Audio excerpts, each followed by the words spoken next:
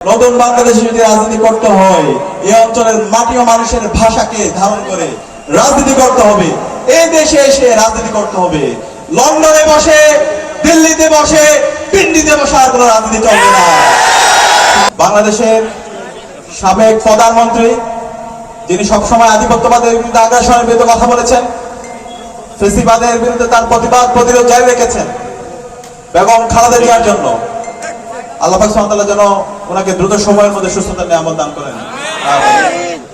প্রিয় উপস্থিতি, আজকে যে ভূখণ্ডে দাঁড়িয়ে আমি কথা বলছি, উত্তরবঙ্গের যে ভূখণ্ডে আমি দাঁড়িয়ে কথা বলছি, বাংলাদেশের অন্যতম একটা সম্ভাবনার ভূখণ্ড হচ্ছে ঠাকুরগাঁও।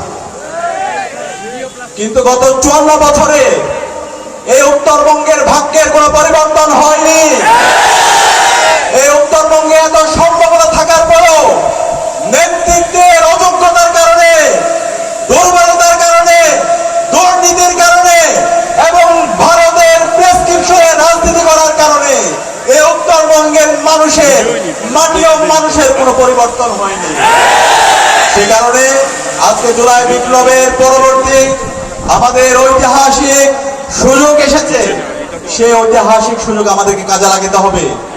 এই জুলাই বিপ্লব হয়েছে এই সমাজ থেকে বৈষম্যকে দূর করার জন্য, এই সমাজ থেকে চাঁদাবাজকে দূর করার জন্য, টেন্ডারবাজদের দূর করার জন্য, দুর্নীতিবাজদেরকে দূর করার জন্য, দর্শকদেরকে দূর করার জন্য এবং শহীদদের আকাঙ্ক্ষার আলোকে একটি বৈষম্যহীন ইনসাফ ভিত্তিক বাংলাদেশ বিনির্মাণ করার জন্য, সেই বৈষম্যহীন ইনসাফ ভিত্তিক বাংলাদেশ বিনির্মাণ করার জন্য যারা এই বাংলাদেশের শহীদদের আকাঙ্ক্ষাকে ধারণ করে, যাদের কথা এবং কাজের মধ্যে মিল আছে, তাদেরকে আমাদেরকে বাছাই করতে হবে। আমি আজকের ঠাকুরগাঁয়ের তরুণদেরকে জানতে চাই, আপনারা কি পারবেন?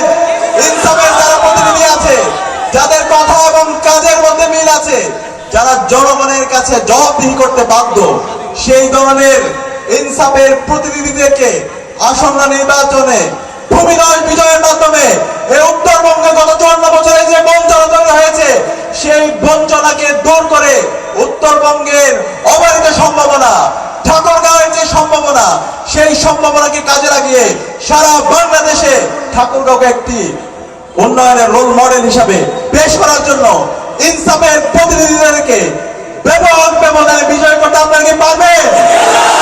নতুন বাংলাদেশে যদি রাজনীতি করতে হয়, তারুণ্যকে ধারণ করে রাজনীতি করতে হবে। নতুন বাংলাদেশে যদি রাজনীতি করতে হয়, ইনসাফকে ধারণ করে রাজনীতি করতে হবে।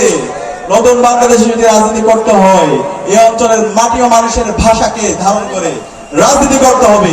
এই দেশে এসে রাজনীতি করতে হবে। লন্ডনে বসে, দিল্লিতে বসে, পিন্ডিতে বসে আর কোনো রাজনীতি চলবে না। আমাদের অর্থ ব্যবস্থাকে ধ্বংস করে দেওয়া হয়েছে, আমাদের সংস্কৃতিকে ধ্বংস করে দেওয়া হয়েছে। সুতরাং এই বাংলাদেশকে নতুন ভাবে বিনির্মাণ করার জন্য আজকে আমাদের এখানে একটা এয়ারপোর্ট ছিল, কিন্তু সেটা বন্ধ করে দেওয়া হয়। সেটা বন্ধ করে দেওয়া হয়েছিল একটা পার্শ্ববর্তী দেশের প্রেসক্রিপশনে। এই নতুন বাংলাদেশে, স্বাধীন বাংলাদেশে কারো প্রেসক্রিপশনে চলবে না। এই এয়ারপোর্টকে, ঠাকুরগাঁয়ের যে এয়ারপোর্ট আছে, সেটাকে উন্মুক্ত করে দিতে হবে।